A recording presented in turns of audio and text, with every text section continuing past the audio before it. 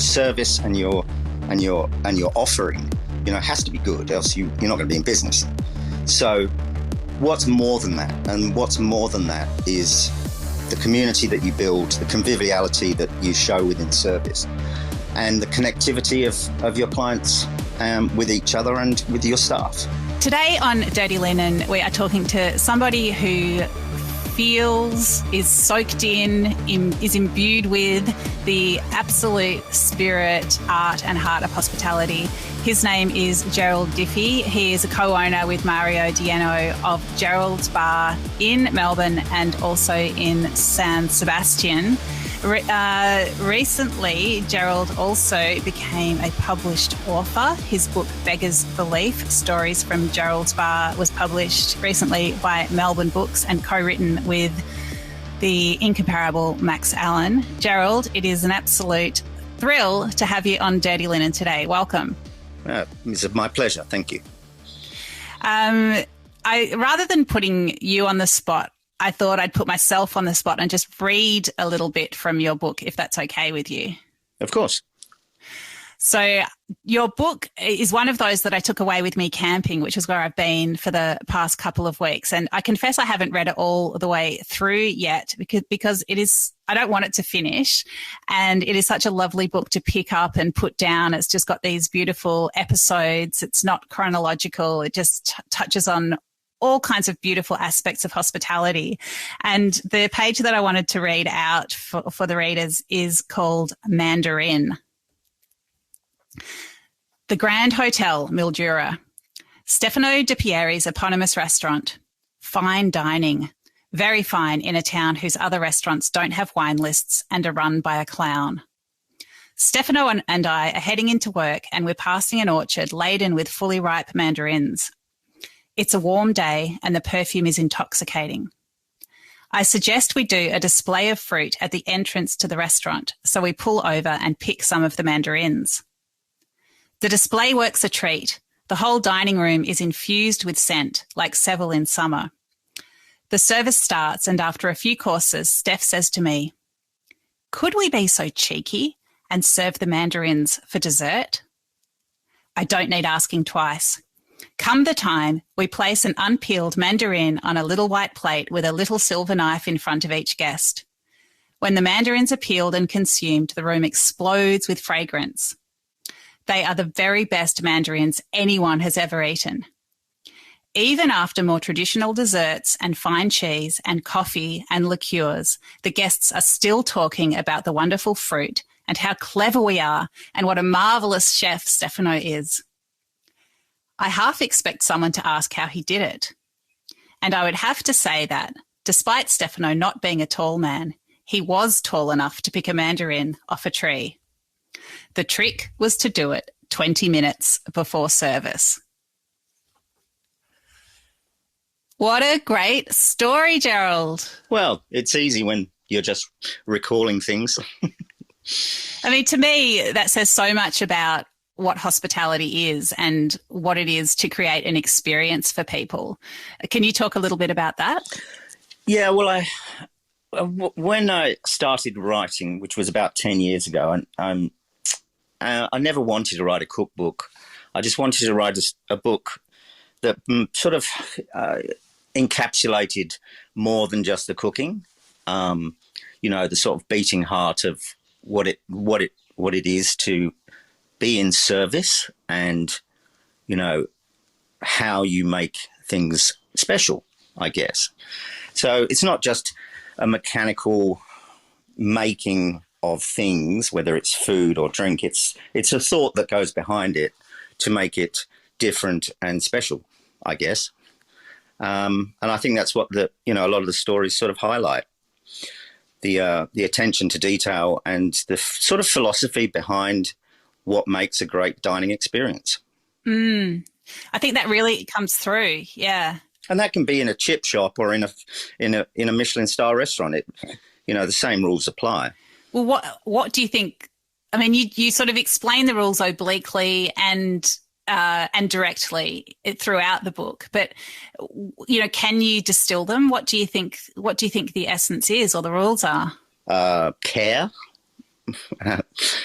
you know, giving a toss, you know, keeping, you know, I mean, a lot of what we do in hospitality is very sort of repetitive and mundane. And I guess, you know, you want to keep your own interest up by mixing it up and introducing new things, sourcing new products, sourcing new wines, getting things in season, you know, hitting the nail on the head. And yeah, and I think these are the stories about how I think about things, I guess.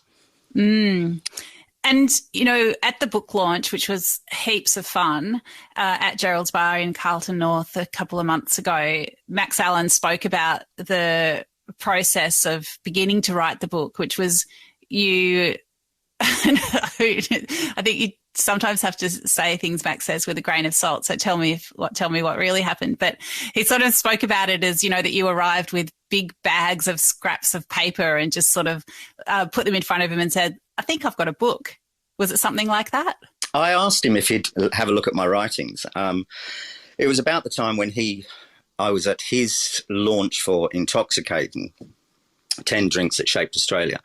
And I had done, you know, I'd done as much writing as I felt I could. And so I said to him, can you just have a look? And of course, it's all written longhand over 10 years. So there are just reams and reams of pads and pieces of paper and scraps all over the place. And, yeah, I literally gave them to him in a shopping bag and said, there you go, sort that out, which he did marvellously. He really did. And I think, I mean, initially I started to write, and of course there's 10 years of new experiences that have happened right the way through that period. But I started really to try and demystify all the ephemera that is in the bar. I wanted to tell the backstory of, you know, the art and the objects, and, you know, many people might just look at it and just say it's a collection of kitsch. But it's so much more than that. I mean, and I always use the example, it's like I've got an old enamel teapot that was my grandmother's on the shelf, and that, to tell the story of why that teapot is that teapot, I have to go back 4 generations through war and, you know, and struggle. And you start going down those rabbit holes and the stories just come. Tell me about the curtains in the front window. Well, growing up in the 60s in the UK, net curtains were a part of every household, and they serve a sort of timeless purpose of that you can sort of see through them, but you sort of can't. And having those net curtains in the window gives a sense of intimacy if you're inside the bar, and a sort of curiosity if you're outside of the bar. And they also diffuse the light so nicely. So, I mean, net curtains, like tablecloths, reflect very incandescently on the diners' faces and makes everyone look, I don't know, a little nicer, a little healthier, a little brighter. Those are the things that intrigue me. I mean, the design at Gerald's, it's so thoughtful and obviously very personal. And yeah, the more you talk about it, you start to get a sense of the way that you build an experience for people that come into the place for all kinds of different reasons and in all kinds of different states of mind. I mean, what do you think about the way that restaurants are often designed these days? Yeah, I mean, I'm sort of a bit old-fashioned, really. I think that, I mean, Gerald's wasn't designed, you know, I didn't sit down and design the place. It's designed itself over, you know, 40 years of working in the industry. And I've just taken all the little bits that I love and that I think work and, you know, added them and changed things and moved things along. And it's, I think that great dining rooms, bars, restaurants, doesn't matter what you call them, are really sort of evolutions of an individual's trade, if you like. You know, nothing in the bar is there just for the hell of it. Everything's got a story. Everything's got a memory, and that comes from travel, from dining, but also, you know, from other people's restaurants. You know, and also just life. I mean, just experiences. Music and art are also very important to me, and they play a big role in the space. So it's like, I don't know, a little time capsule. I love restaurants, and shiny new ones are beautiful, but I don't think they quite have the soul of something that's grown out of the sod, if you like. Yeah, interesting. Can you talk a bit about the Gerald's bar in San Sebastian, how that came about, and how you, when you do run such a personal business, how you're able to do that when you can't be there all the time?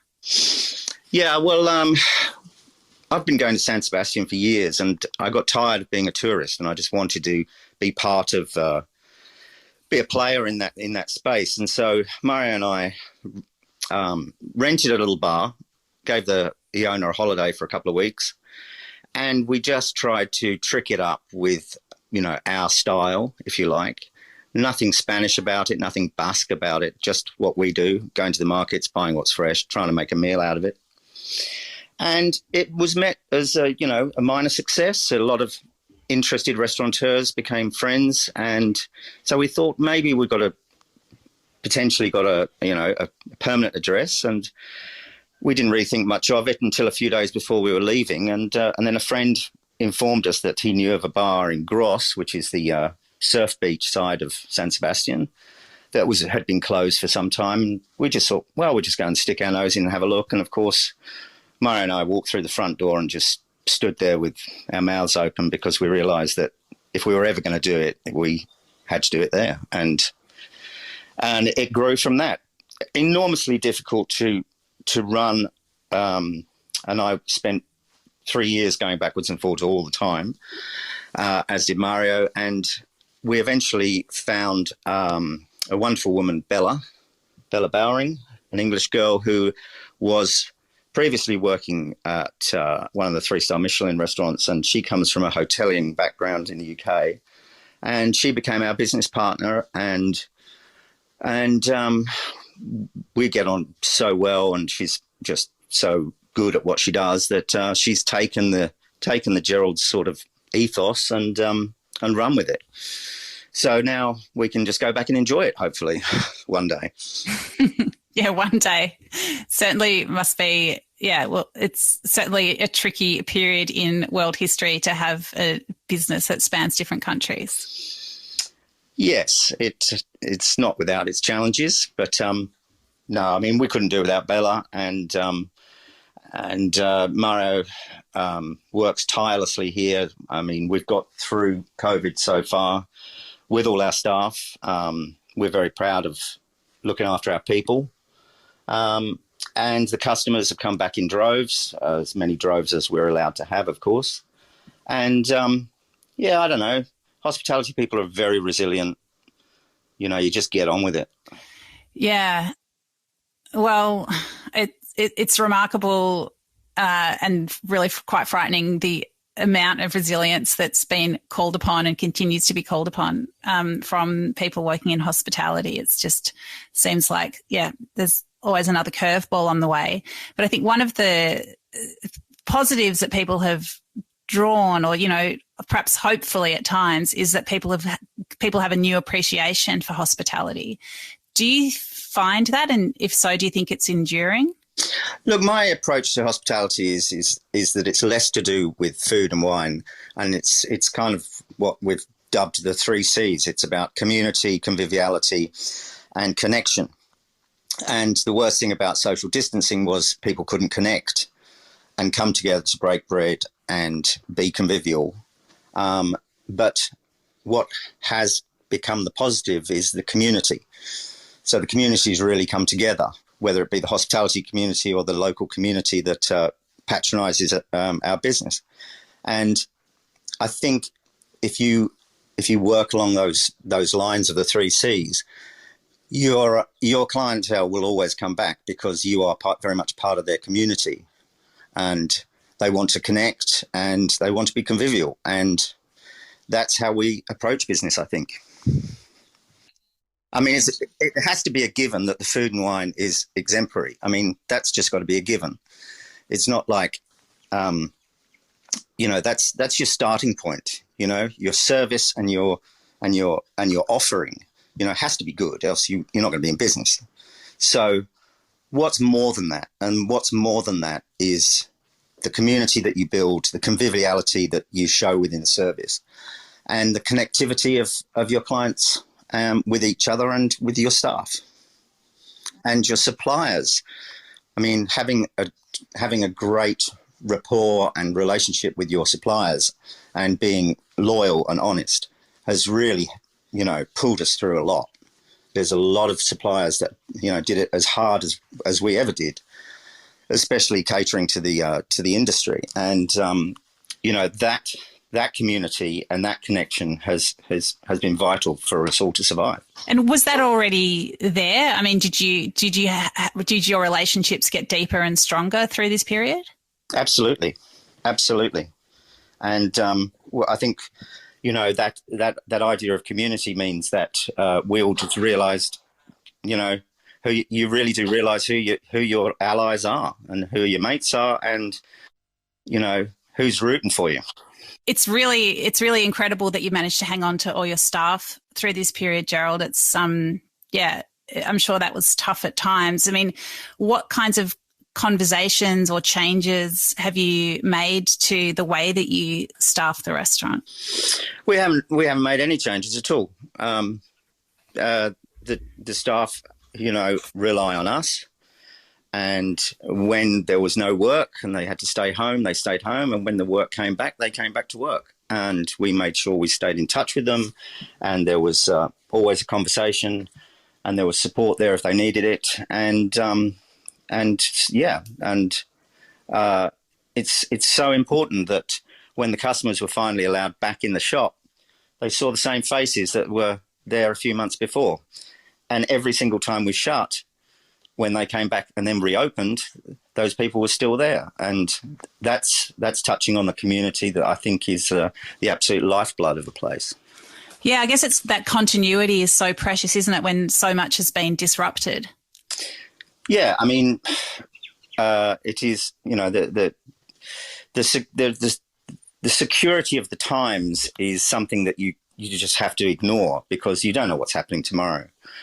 Some of the hardest times were when the law changed 3 or 4 times in a week and you were just bouncing from one place to another, not knowing what was coming next. Then being shut down was kind of a relief, and then opening back up again was crazy, and then being shut again. I mean, if you actually let those things get on top of you, you would go, I just can't deal with this anymore. So you just have to go, I don't know what's happening tomorrow. Might get hit by a bus. I don't know. I'm not going to worry about that. So let's just see what the day brings. And there's plenty to do in hospitality, whether you're open or closed, because something will need attending to on a daily basis. So you concentrate and you work on your business. Was that, I mean, did you take that mindset into the pandemic, or did you really have to steel yourself to think differently about things? Look, the first time round, the March close down, we like I say, the law had changed so often and patrons were staying away because they were scared and our numbers kept changing. I mean, we were actually quite relieved to get closed down. And then there was 2 weeks before JobKeeper was announced where we were absolutely in shock because we didn't know how we were going to pay anyone. And then after that, I mean, JobKeeper was, no one would have survived without it. So then we started to go like, okay, what are we going to do when we reopen? And we spent a month painting the whole place, which needed doing, making repairs, actually investing in upgrades, doing all the things to sort of say, well, we've got this time. We don't know how long it's going to be. We certainly didn't really think it would be this long. So we were sort of always looking ahead to the day where would we reopen. And then, of course, we spent the last 2 years bouncing around between being open and closed. And it's kind of just, I think Mario and I are just in the headset that we don't have much option but to, push through. So let's just keep working towards what's going to happen when we reopen. And now it's what's going to happen when we're back up to our full numbers. And those are the things that occupy our time.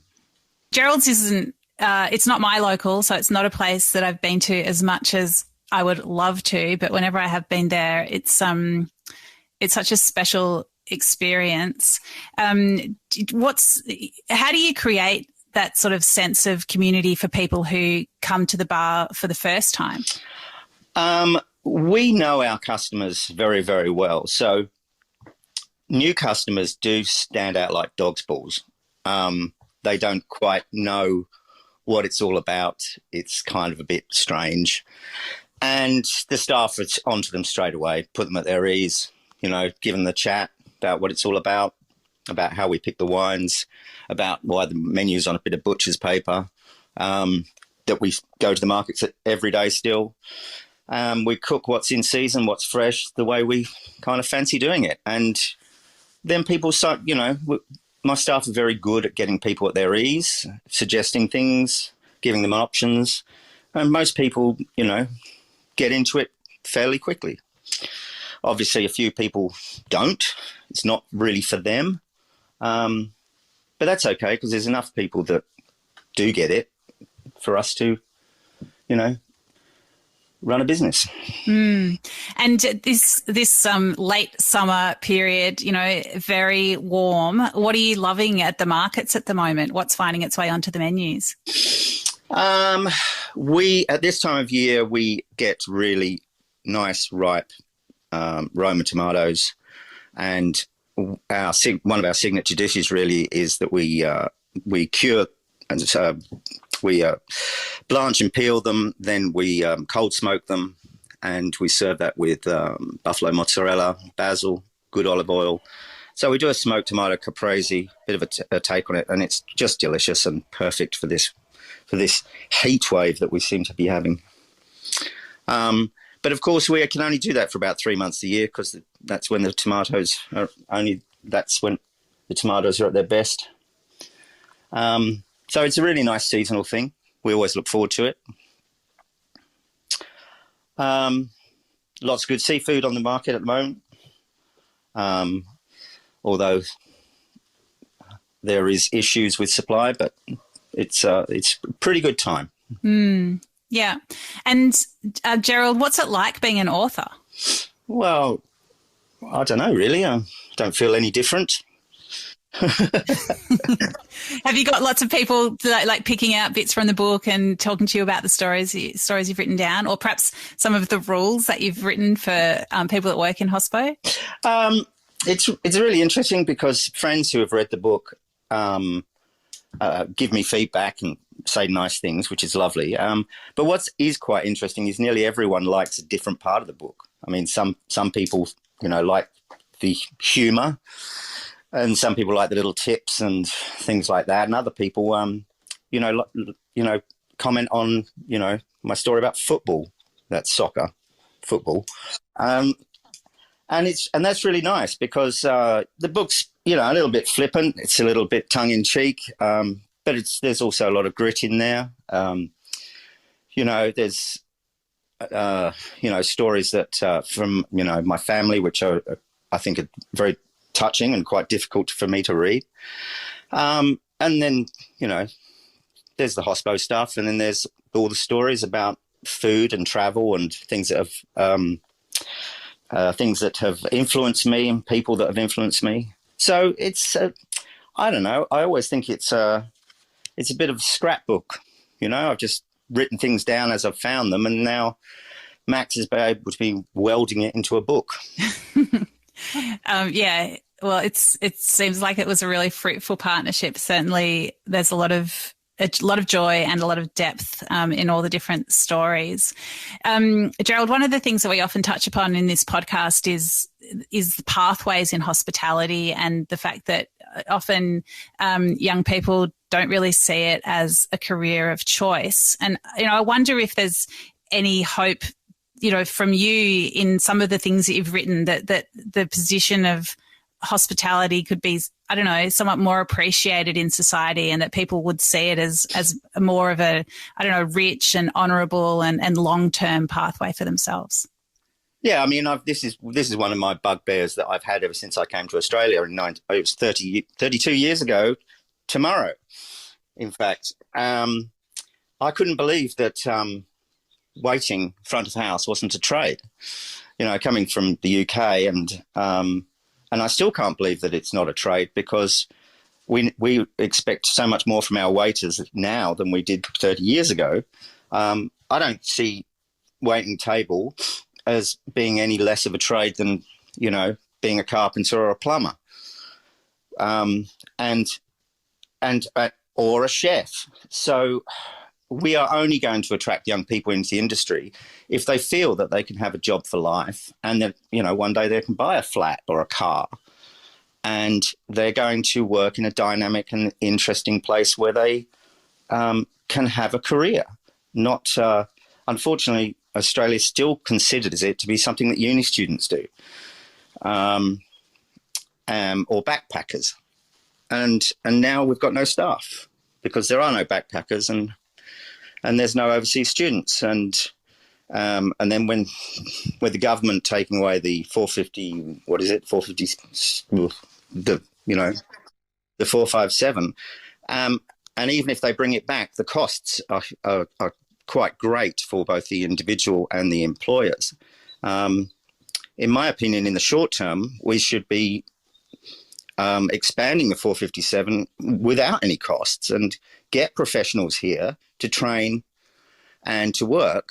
And at the same time, federal, state government, whoever, needs to be looking at formalising a qualification for waiting staff.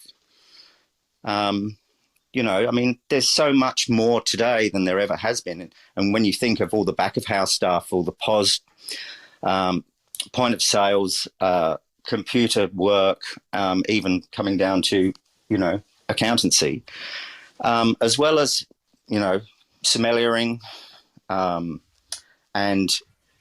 different branches to the craft. Yeah. There's so many skills involved. So I think like the 457, the new version of that is the 482, and and there's a priority migration skills list that chefs are on, but restaurant managers aren't. They have been at different times in the past. It certainly gives a sense of how those professions are valued. And you're right, it's so expensive, like $10,000 for a business, and not much less than that for the employee. It is really prohibitive for so many businesses and individuals. And to me, it's so telling. You know, I've spoken to quite a few people who only realised how valuable their skills that they developed front of house were when they went looking for a job out of the industry, and realised that a lot of employers really value those, the hard skills and the interpersonal skills that people build up through that work in restaurants. It's a shame that people have to be on the verge of leaving to realise, you know, how skilled they are, because perhaps they just don't get that sense from the society around them that what they're doing is valued.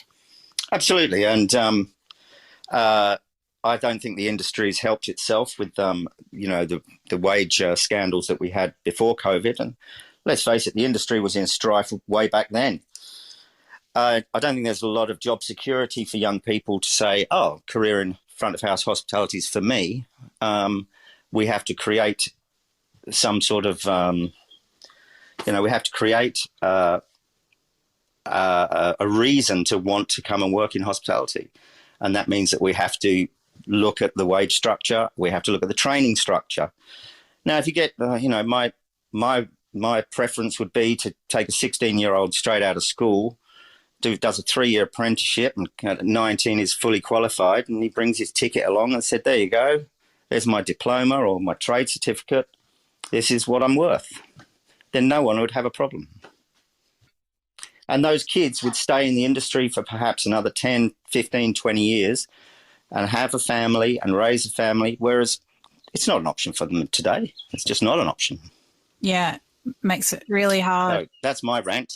I like your rant because, it not only outlines how hard it is for those individuals, but also how hard it is for businesses to have that consistency, and also, I suppose, to, create the kind of experience that really relies on having people there that really know what they're doing and aren't just focused on carrying 3 plates. They can really, bring more to the experience, a real rounded out experience. Absolutely. And the other side of this same coin is there's an awful lot of people my age that are finding, busting the tables is just too hard. And they're, if you're sort of over 50 and you're looking at getting out of the industry because it's physically too demanding, well, you've got a wonderful pool of talent there to teach the youngsters in a TAFE environment.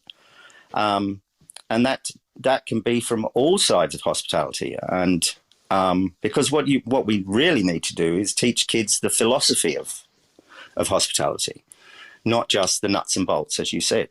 Well, there you go. We're back exactly at the start of the conversation with some, with just the flourish of putting a mandarin on a plate and just letting it be so much more than a piece of fruit. Yeah, I thoroughly believe that, and I talk a lot about this in the book. I mean, food is very much about memory, experience, and reigniting that memory. And it's all about that a restaurant is so much more than the sum of its parts. And I think some people will say, well, I just go there because they cook a decent steak. And that's fair enough. But then there's a lot of other people there that see, restaurants as part of their lifestyle. They need it. And that's why this last 2 years has been so harrowing for a lot of people, because they actually need that connection. Yeah, I need it. Gerald, is there anything else that you'd like to say? I think we've covered quite a bit. I think we have too. I really appreciate Gerald's Bar, and I really appreciate the fact that you and Max have put this book together. Thank you for experiences past and those in my future, which I look forward to with relish and glee. But it's been great to have you on the show, Gerald. Thank you. It was absolutely my pleasure. I think the one thing I would like to say about the book is that you don't have to be a foodie or fixated with wine to read it and enjoy it, because it's not just about food and wine. Yeah, definitely. It's about life. Yeah. And love. And love, definitely.